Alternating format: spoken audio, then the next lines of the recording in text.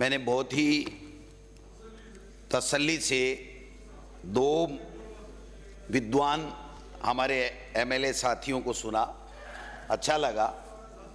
बड़ी तैयारी के साथ आए और ज़्यादा मुद्दों से नहीं भटके, इसके लिए मैं धन्यवाद देना चाहूँगा।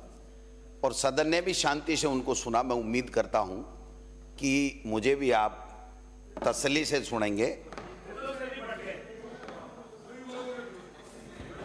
मैं महामहिम ने जो अभिभाषण, भाई जिनकर साहब आप बैठ जाओ, मुख्यमंत्री जी यहीं खूब मिलते हैं। आज ही तो मुश्किल से आए हैं, आज ही सुनने का मौका मिला है, आप ही बीच में डिस्टर्ब कर रहे हैं। माननीय अध्यक्ष महोदय,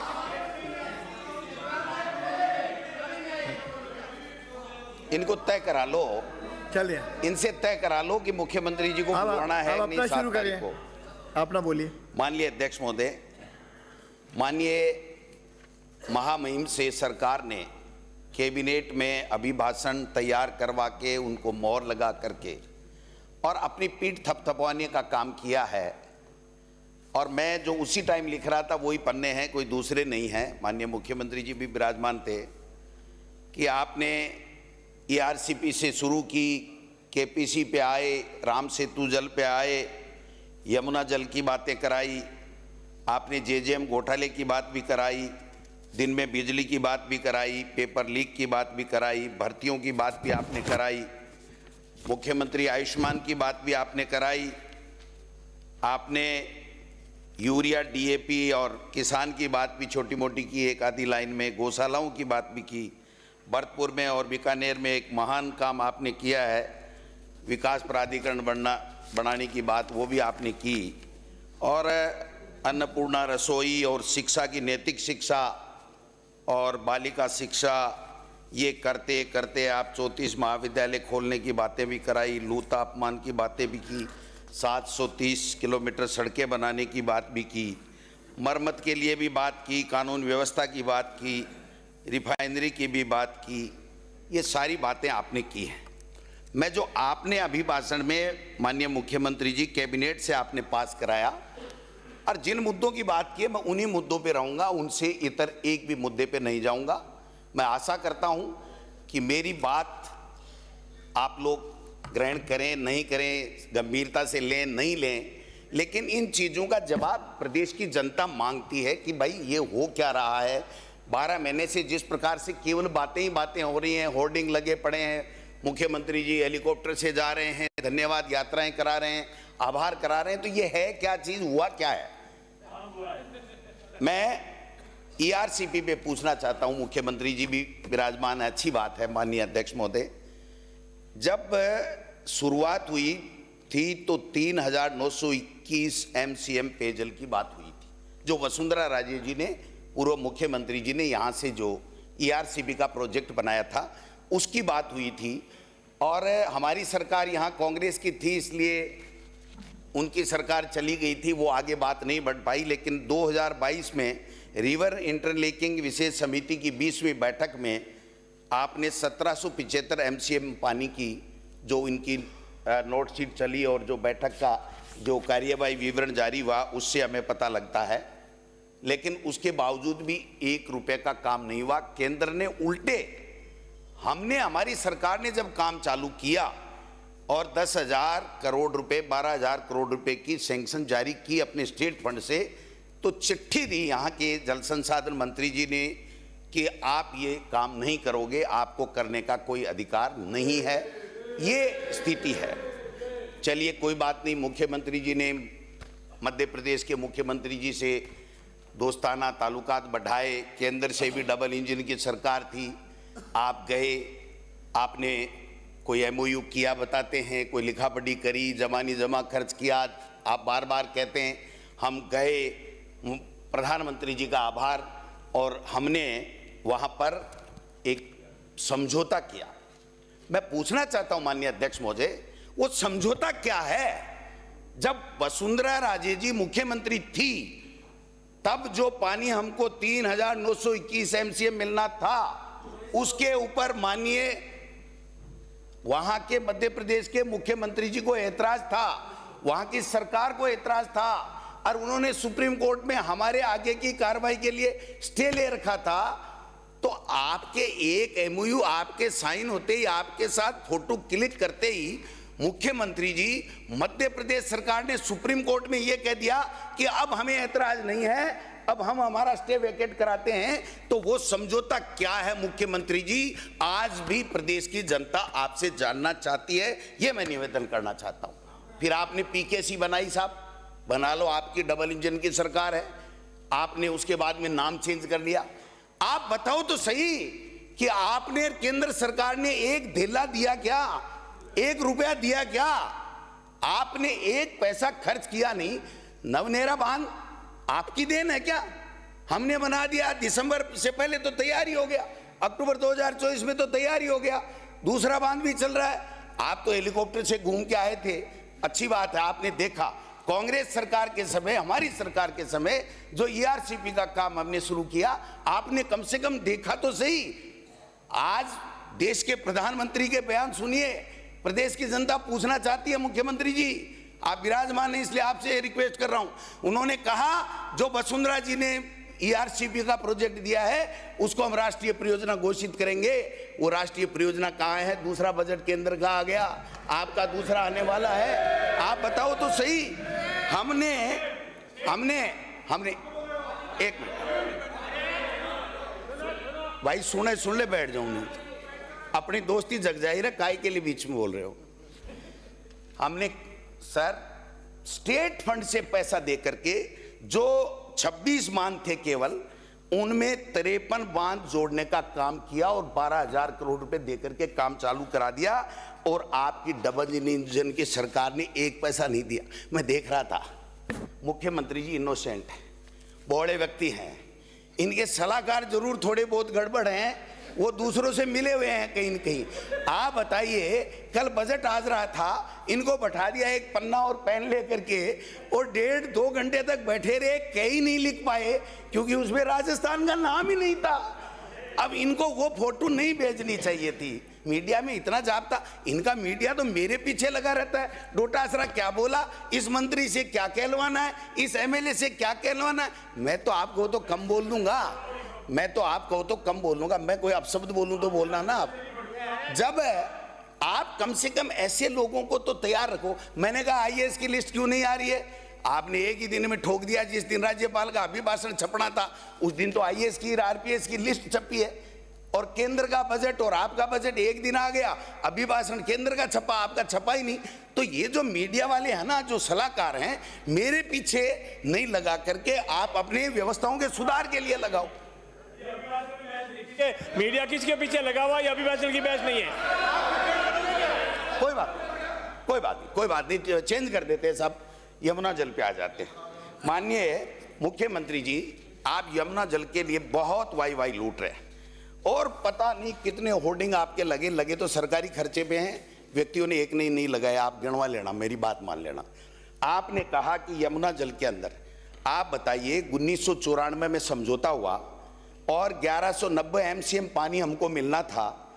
3100 क्यूसेक की डीपीआर बना करके हमने 2021 में भेजी। आपकी केंद्र की सरकार ने कुछ किया नहीं, और 17 फरवरी 2024 को आप आनन फानन में एक समझौता करते हैं, 4 महीने के अंदर डीपीआर की बात करते हैं, और जो समझौता आपने आज तक आउट नहीं किया, लेकिन मेरे पास कॉपी है, उसमें लिखा हुआ है कि 577 एमसीएम पानी मिलेगा, 24,000 क्यूसेक पानी पहले हरियाणा लेगा, पहले हरियाणा 2400 क्यूसेक पानी लेगा। उसके बाद में 4 महीने, केवल जून जुलाई अगस्त सितंबर में 4 महीने में अगर फ्लड छलकता है ऊपर से, ये पूरा लेने के बाद में हरियाणा में, तो उसके बाद में 4 महीने में पाइपलाइन से आप पानी ले जा सकते हो। और आप होर्डिंग लगा रहे हो बड़े बड़े अलग अलग जैकेट पहन करके कि साहब भागीरथ बन करके आए, एक लोटा पानी नहीं मिलेगा आपको। आज 12 महीने से ज्यादा हो गए मुख्यमंत्री जी, आपकी संयुक्त टास्क फोर्स भी नहीं बनी, आपकी डीपीआर नहीं बनी। एक मुख्यमंत्री, अध्यक्ष महोदय, एक मुख्यमंत्री सदन में ये कहते, 200 के सदन में ये कहते कि 4 महीने में डीपीआर बनेगी और 14 महीने में नहीं बने। तो शर्म आनी चाहिए उस सरकार को शर्म आनी चाहिए, ये मैं निवेदन करना चाहता हूं। फिर आपने कहा जल जीवन में बहुत घोटाले हुए। हमने भी सोचा पता नहीं भाई घोटाले हुए कि नहीं हुए, ये कह रहे हैं राज्यपाल से प्रथम अभिभाषण में पढ़वा रहे हैं, तो पकड़ेंगे, मगरमच्छों को जेलों में डालेंगे। लेकिन क्या हुआ साहब, एक भी मंत्री पकड़ा, एक भी एमएलए पकड़ा, एक भी आईएएस अधिकारी पकड़ा? सुप्रीम कोर्ट ने जिन छोटे छोटे कारिंदों को पकड़ा ने उनको सब सुप्रीम कोर्ट ने जमानत दे दी, और आप कह रहे हैं जल जीवन मिशन में हम ये वाई कर देंगे। मैं आपको नमूना बता रहा हूं, आपने बजट में 15,000 करोड़ से 25 लाख ग्रामीणों के घरों में नल पहुंचाने की बात की थी, और आपने ट्वीट किया 17/12/2024 को मुख्यमंत्री जी, आपने कहा कि 5,257 करोड़ में 10.22 लाख घरों में पेयजल पहुंचेगा। ठीक है, फिर आपने राज्यपाल महोदय के श्रीमुख से क्या कहलवाया, 11,17,000 परिवारों को 6,091 करोड़।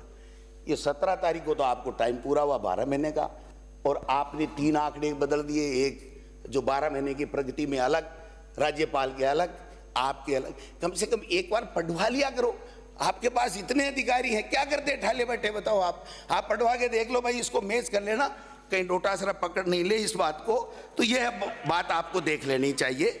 शिक्षा, एक किसी भी स्टेट में सर पानी, बिजली, शिक्षा, चिकित्सा, ये सब चीजें तो कम से कम दुरुस्त होनी चाहिए, वही तो। और लॉ एंड ऑर्डर, कानून व्यवस्था, अपराध कम हो, ये सारी की सारी चीजें होंगी तभी तो गुड गवर्नेंस की बात कहोगे, वरना तो ट्वीट करने से गुड गवर्नेंस आता है क्या? तब तो ये ट्वीट करने वाले ही लाते थे। तो आपने देखा शिक्षा विभाग में 1 लाख से ज्यादा की भर्तियां खाली हैं, नहीं कर पाए। आपने वही पुरानी परिपाटी जो वसुंधरा जी के समय 20,000 स्कूलें बंद की दी, 450 फिर करा दी। मैं 1-2 नमूना बता रहा हूं, आपके संज्ञान के लिए कराओ नहीं कराओ, इनका प्रमोशन करके डिप्टी सीएम बढ़ा दो, मुझे कोई तकलीफ नहीं है।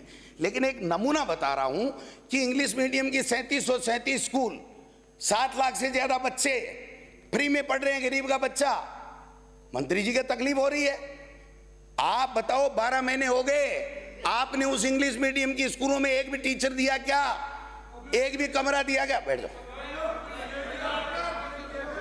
नमूना बता रहा हूं। मुख्यमंत्री जी सुन रहे हैं, हो सके या तो इनका प्रमोशन कर देंगे।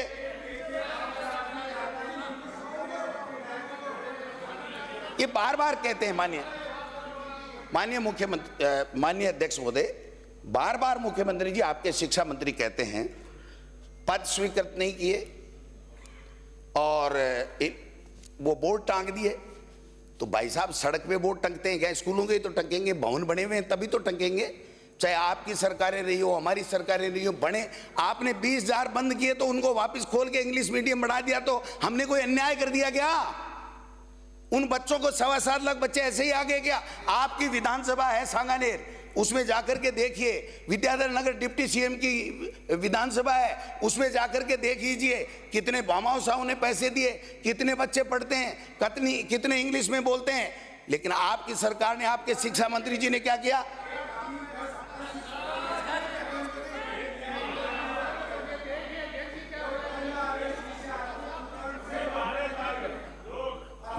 माननीय सदस्य, वो बलजीत आ रहा है, उसका ध्यान रखो।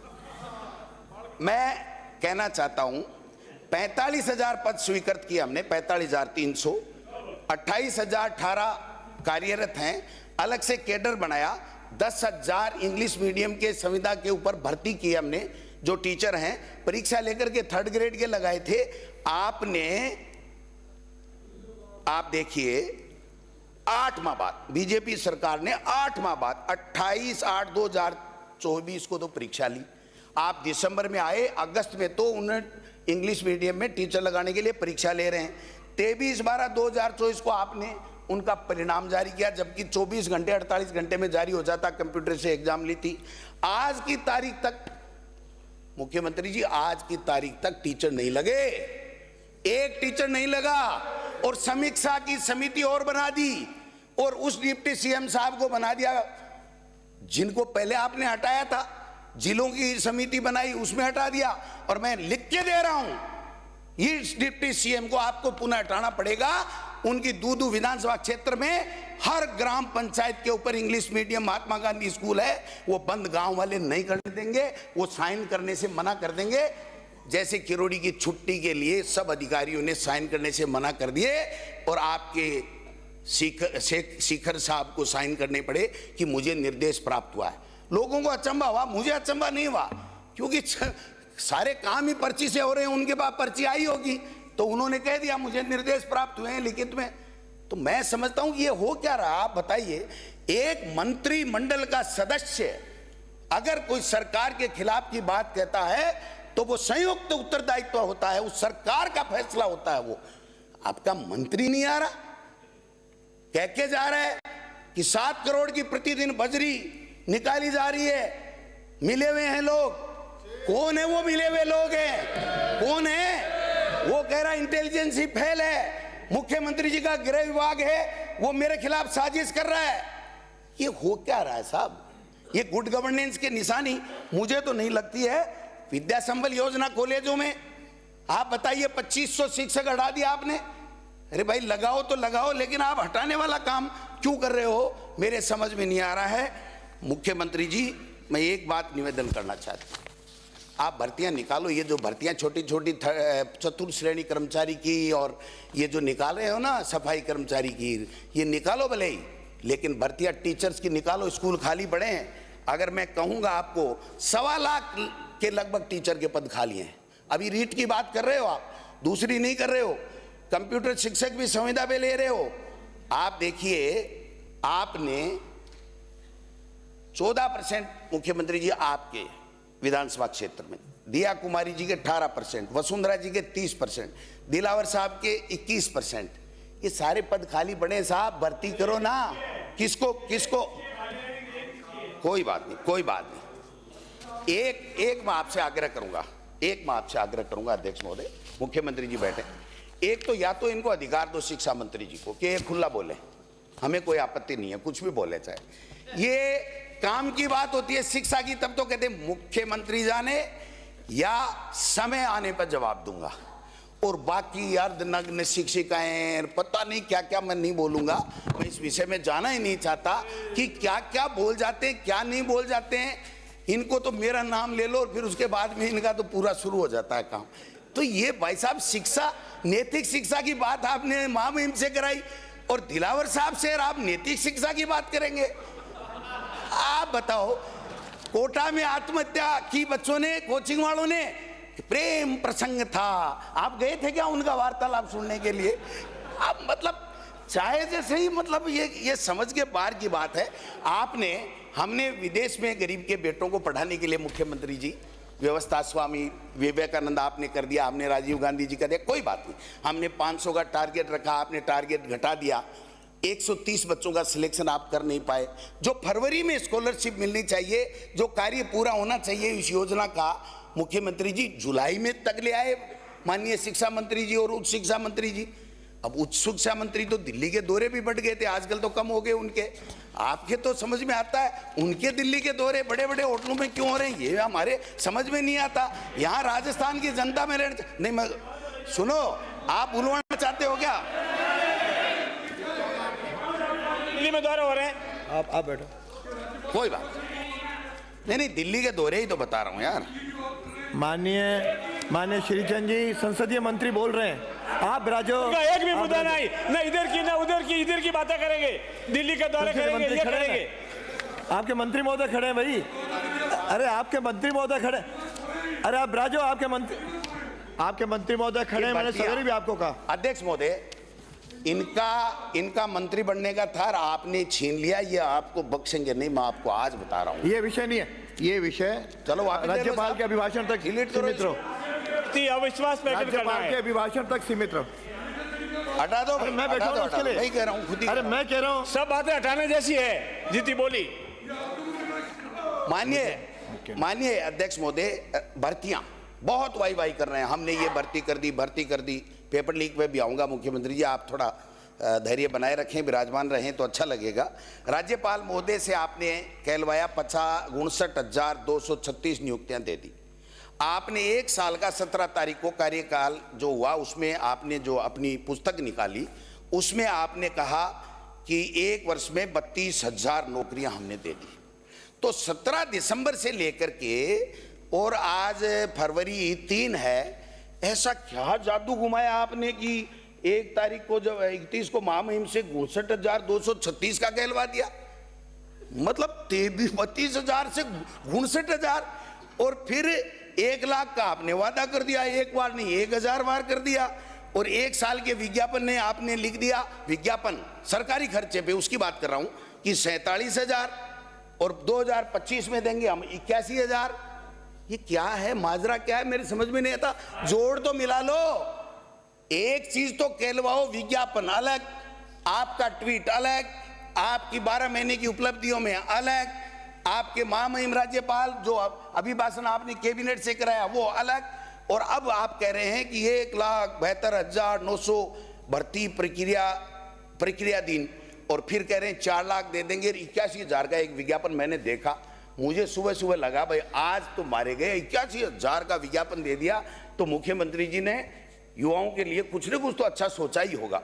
जब पढ़ने लगा मुख्यमंत्री जी तो आप थोड़ी हंसी रोक के रखिएगा कि उसमें से 52,453 तो चतुर्थ श्रेणी कर्मचारी है।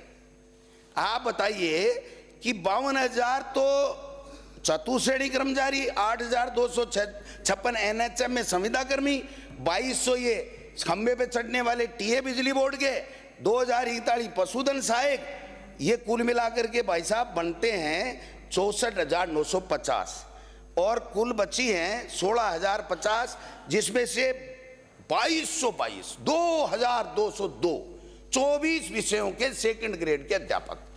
आप भी शिक्षा मंत्री रहे साहब, 2 अध्यापक पांति आएंगे। 29 विषय में 2,200 का सेकंड ग्रेड का आप विज्ञापन निकाल रहे हैं और उसके ऊपर आप बड़ी बड़ी बातें कर रहे हैं। आप कह रहे हैं सफाई कर्मचारी, क्यों रोक दी साहब सफाई कर्मचारी?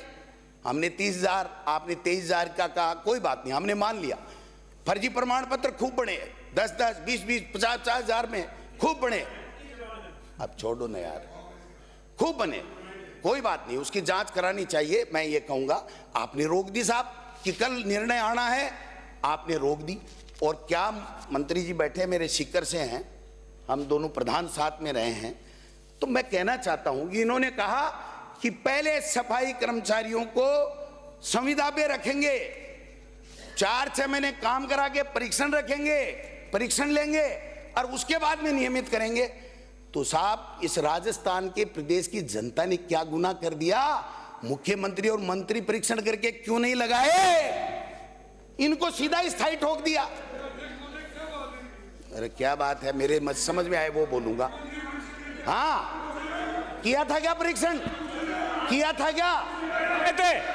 आपने परीक्षण करके लगाया था तो फिर आपको शिक्षा मंत्री से हटाया क्यों, वो बता दो। आपको शिक्षा मंत्री से क्यों हटाया वो बता दो। आपने परीक्षण करके लगाया होता तो उप मुख्यमंत्री को नाकारा नहीं कहना पड़ता। मुख्यमंत्री निकम्मा, माननीय, ये किसने कहलवाया था? माननीय, इनके जहां तकलीफ होगी अध्यक्ष माननीय, जब आपका मौका है आपको बोलने मैं देंगे। सदन की गरिमा, जब आपको बुलवाए आप बोलना। सदन की गरिमा बनाए रखूंगा। अगर इनको किसी बात पे एतराज होता है ये बोलते ही मैं दूसरा विषय चेंज कर लूंगा। आपने पेपर ली, कानून व्यवस्था, मैं पूछना चाहता हूं माननीय मुख्यमंत्री जी, आपने एसआईटी गठित की, हमने स्वागत किया। आपने कहा हम सीबीआई से भी जांच करा सकते हैं, छूट, खुली छूट दे दी, हमने स्वागत किया। आपने हम लोगों के ईडी भेजी, हमने स्वागत किया। दोबारा भेजो, स्वागत है। रुक जा यार, क्या सब चीज में बोलना जरूरी थोड़ी। तो मैं ये कह रहा हूं कि फिर आप इस भर्ती के प्रति, युवाओं के प्रति इतने संवेदनशील हैं तो आरपीसी का चेयरमैन क्यों नहीं बना रहे? माध्यमिक शिक्षा बोर्ड का आप अध्यक्ष क्यों नहीं बना रहे? आप आरपीएससी में खाली पद है उनके ऊपर मेंबर क्यों नहीं बना रहे? और पकड़िए ना मगरमच्छों को, मना किसने किया आपको?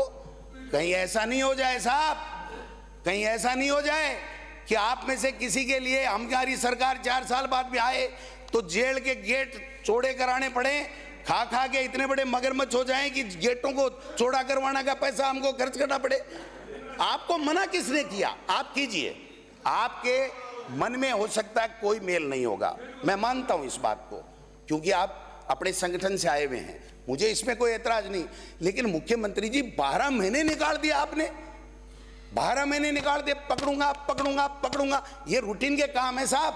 और आपने कहा हमारे कोई भर्ती नहीं हुई। अभी माननीय कैलाश वर्मा जी, आपने लिख के दिया होगा, आपके कार्यालय ने बहुत अच्छा लिख के दिया, मैं स्वागत करता हूं। तो वो कह रहे थे अरे इसका पेपर हो गया, कुछ नहीं हुआ। लोहलगढ़ में बंद लिफाफे खुले मिले परीक्षा हाल में आने से पहले। और बताऊं आपको, आपने नेशनल सीट कॉर्पोरेशन की एग्जाम राजस्थान में पेपर लीक हो गया, आपके BSc nursing RUHS paper leak हो गया, आपके DLED second year paper leak हो गया, आपके NCC C grade paper leak हो गया, शेखावाटी यूनिवर्सिटी में MSc का पेपर लीक हो गया, नीट का पेपर लीक हो गया, कल RS का नवलगढ़ के अंदर लीक हो गया। तो आप छोटे छोटे एग्जाम बड़े तो करा ही नहीं रहे हो ना भाई साहब, बड़े तो करा ही नहीं रहे हो, कराओ तब पता चलेगा।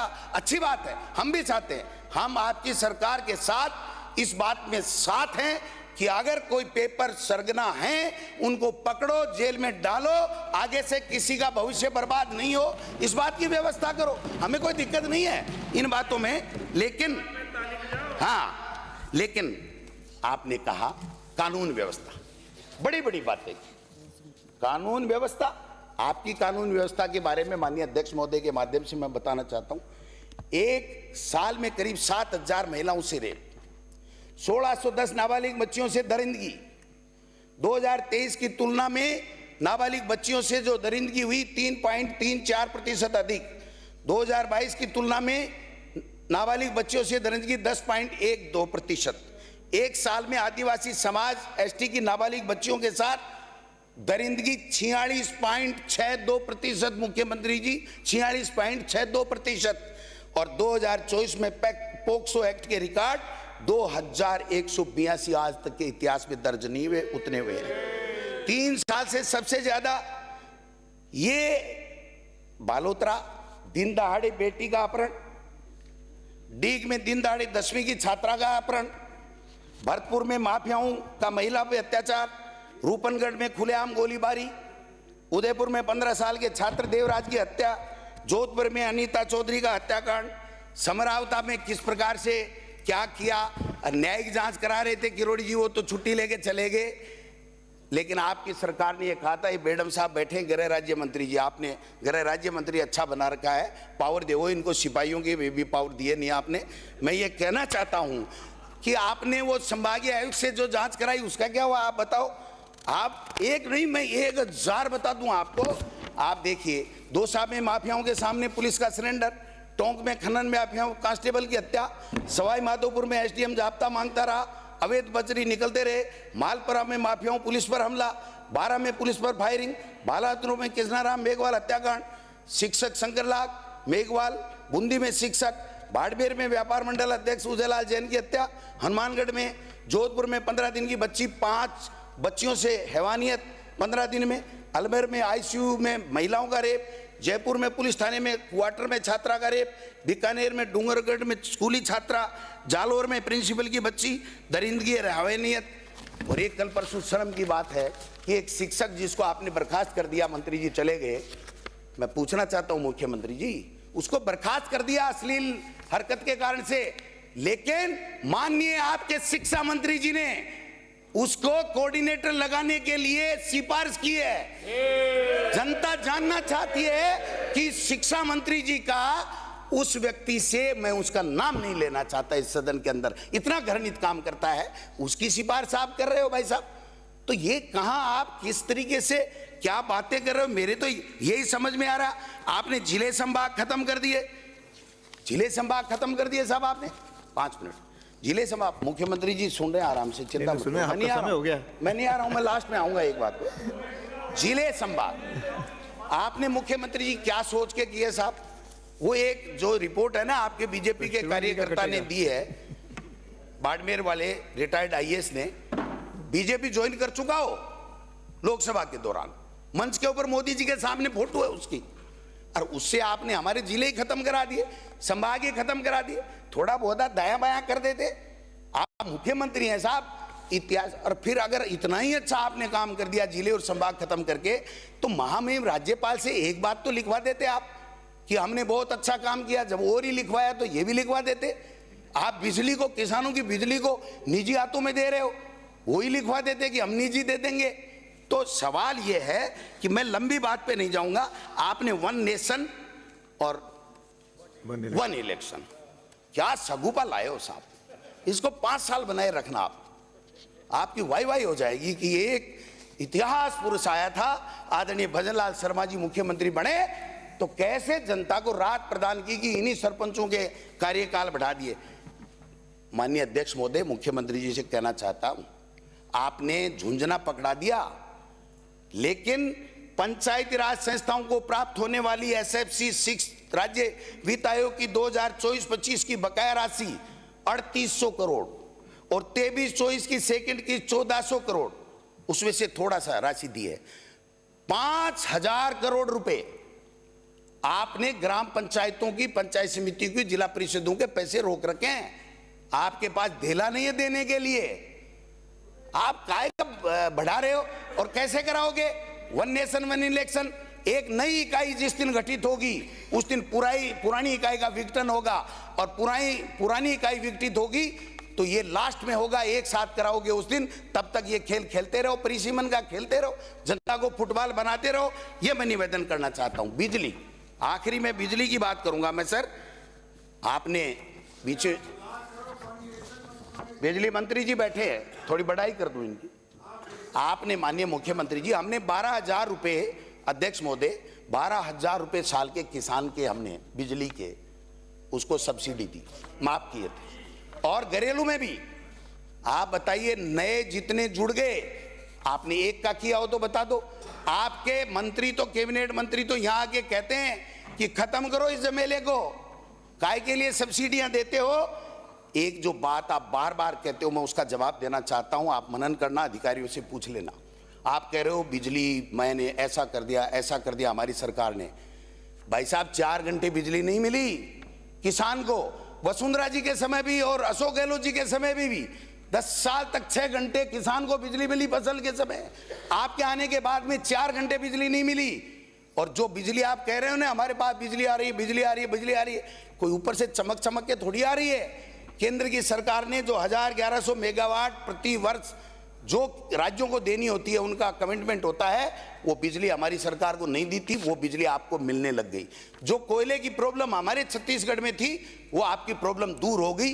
ये 2 कारण हैं जिसके कारण से बिजली ठीक ठाक है, लेकिन किसान को नहीं मिल रही है। और बिजली का पैसा जो आप कितना बढ़ाया आपने देखो, 500, 1000, 800 नहीं, 2-2 हजार रुपए एक बिल के ऊपर, हर व्यक्ति के ऊपर बढ़ाने का काम कर दिया। और अब तो आप निजी को दे दोगे, लठ मारेंगे किसानों के, गरीबों के, दलितों के, पिछड़ों के लठ मारेंगे ये प्राइवेट वाले। कहां से लाए हो ये मॉडल? इसलिए मैं निवेदन करना चाहता हूं, एक ट्रांसफर बहुत किए साहब आपने, बहुत अच्छा, क्या बात है।